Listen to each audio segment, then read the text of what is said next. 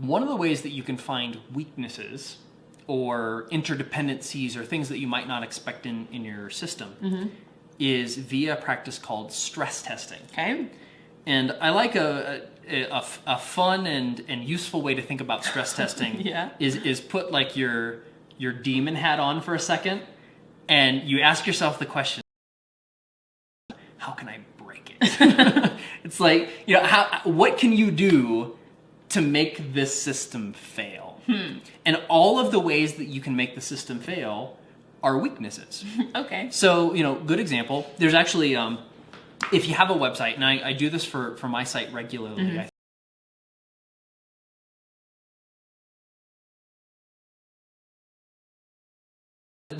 I had a couple of failures of my website when the personal MBA was featured by Lifehacker. Yeah. One of them was on our honeymoon, so we were like not available. Right. Bad news. That was bad.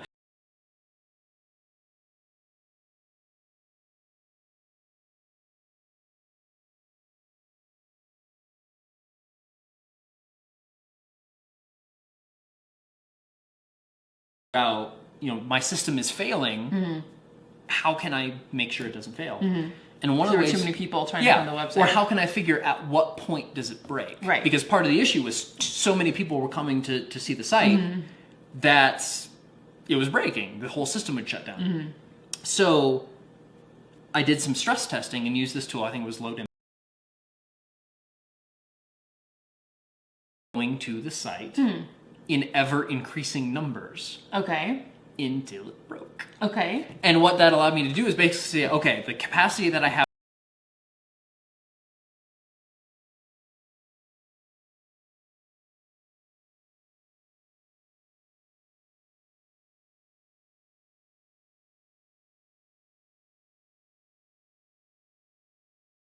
stress test to do things differently to allow my site to actually serve more people at the same time. So you changed the system then? Change the system, which is basically a refactoring, right? I just used a different system, configured it in a different way. You know, the interdependencies are different, but it fixed the problem.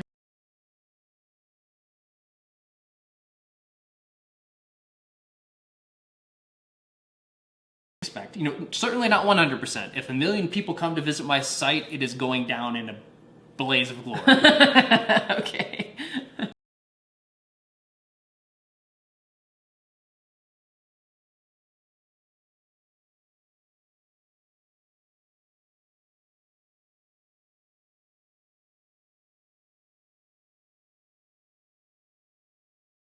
Throughput and your ability to get Right.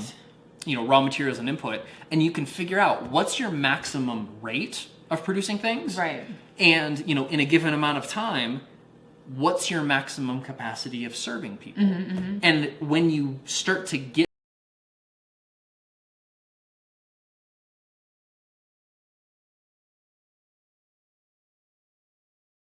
the system in a way to either eliminate that constraint or plan for backup systems or fail-safes or make your system more resilient. Or say you get a huge order, you know whether you have to say yes or no. Yeah, exactly. Or you must wait. So stress testing is actually a very specific